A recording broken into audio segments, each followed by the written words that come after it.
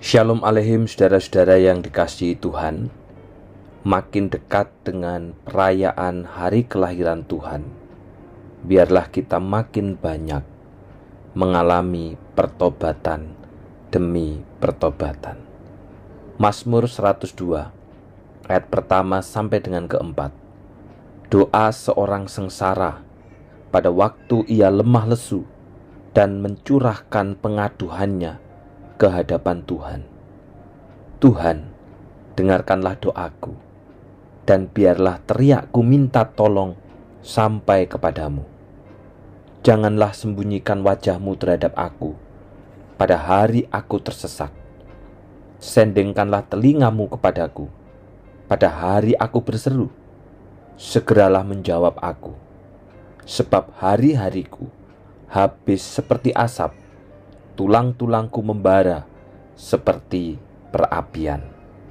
Saudara, ada komunitas orang percaya yang beranggapan jika kamu beriman, maka kamu akan mengalami mukjizat dan pertolongan Tuhan. Lantas, bagaimana dengan orang yang tidak mengalaminya? Apakah berarti mereka tidak dapat disebut sebagai orang beriman? Bagaimana dengan Tuhan Yesus sendiri? Ketika berdoa di Taman Getsemani, Yesus berdoa, "Jikalau boleh, biarlah cawan penderitaan ini berlalu daripadaku." Namun realitanya, tidak ada mukjizat. Dan Yesus tetap harus menjalani penderitaan salib. Apakah berarti Yesus tidak memiliki iman? Saudara, Mazmur 102 adalah mazmur ratapan tentang kehancuran Yerusalem dan doa untuk pemulihan kota tersebut. Awalnya, doa pemulihan pribadi ini ditujukan untuk membangun kembali Yerusalem dalam konteks pasca pembuangan. Pemazmur mengekspresikan kesedihannya akan kehancuran Yerusalem. Terlebih lagi, kondisi ini diperberat dengan tidak tampaknya Tuhan yang seolah menyembunyikan wajahnya, diam, dan tidak menjawab doa-doanya. Namun saudara, pemazmur tidak mengakhiri mazmurnya sampai di sini. Di tengah kondisi seolah Tuhan itu diam, iman dan harapannya akan pemulihan tidak padam. Saya ulang saudara, di tengah kondisi seolah Tuhan diam, iman dan harapan akan pemulihan tidak padam. Pengharapannya tampak dalam pengakuan akan kekuasaan dan kemurahan hati Allah. Di dalam ayat 13 dikatakan, "Tetapi Engkau, ya Tuhan, Raja untuk selama-lamanya, tetap diingat turun-temurun." Saudara, pemazmur percaya bahwa Allah akan memulihkan Yerusalem meskipun dia tidak dapat melihatnya secara langsung. Melalui iman, ia percaya bahwa keturunannya akan melihat pemulihan dari Allah. Inilah iman yang benar, saudara. Yesus pernah berkata, "Berbahagialah mereka yang tidak melihat namun percaya." Iman yang benar tidak seperti seseorang yang tidak pernah sedih, yang tidak pernah susah, yang tidak pernah menderita, dan selalu mengalami mukjizat pertolongan Tuhan. Iman yang benar lahir dari firman dan diteguhkan justru melalui ujian serta penempaan dalam berbagai kondisi yang sulit. Seperti seseorang yang mencari pertolongan Tuhan melalui doa, namun ia mendapati bahwa seolah Allah diam dan tidak menjawab doanya. Dalam kondisi seperti itu, ia memilih untuk tetap berharap dan percaya kepada kekuasaan dan keadilan Allah.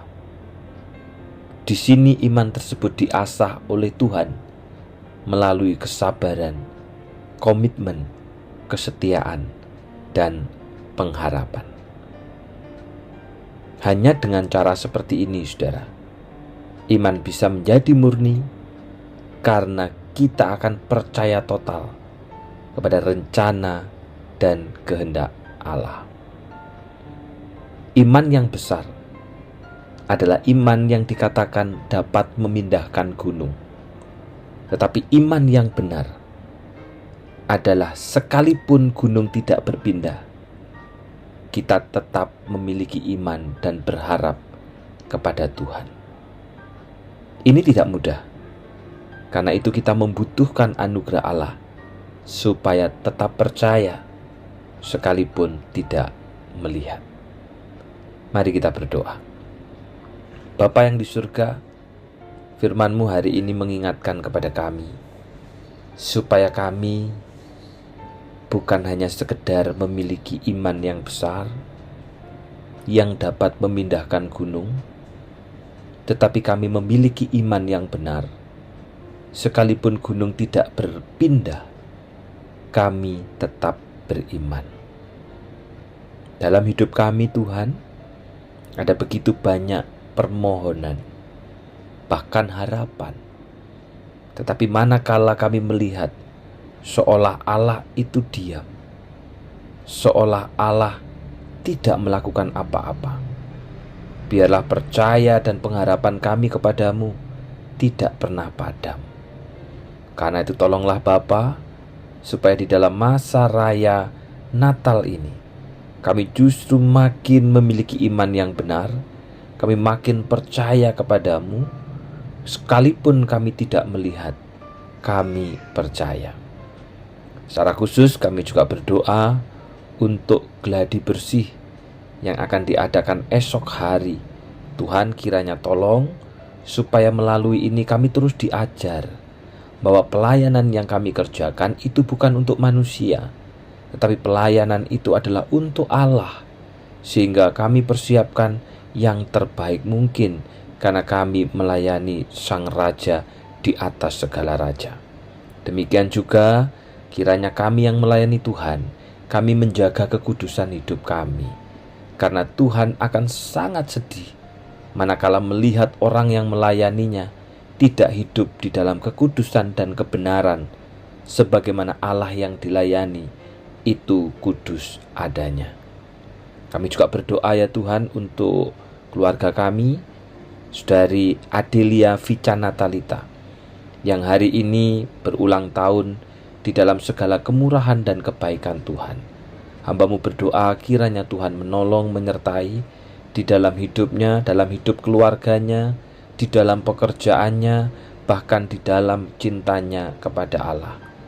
Secara khusus berdoa untuk putri yang dikasihinya Tuhan, kiranya juga Engkau menolong dan menyertai di dalam masa pertumbuhannya. Kiranya Tuhan yang menggenggam erat sehingga sang buah hati ini bertumbuh dengan baik, takut akan Tuhan, takut akan orang tua, menyenangkan hati Tuhan, demikian juga menyenangkan orang tua. Mengingat juga untuk Ailime yang harus bolak-balik dari Indonesia ke Singapura, demikian juga ke Indonesia, sebagai orang tua yang mau berkontribusi di dalam kehidupan anak-anaknya. Tuhan kiranya Engkau menjaga, Tuhan kiranya Engkau juga memberikan kesehatan, dan Tuhan kiranya juga yang menggenggam erat hidupnya. Terima kasih Bapa. Inilah segala doa dan permohonan kami. Dalam nama Tuhan Yesus kami sudah berdoa. Amin Selamat ulang tahun untuk Vica. Kiranya Allah yang menggenggam erat hidupmu dan engkau makin mencintai Dia. Tuhan memberkati.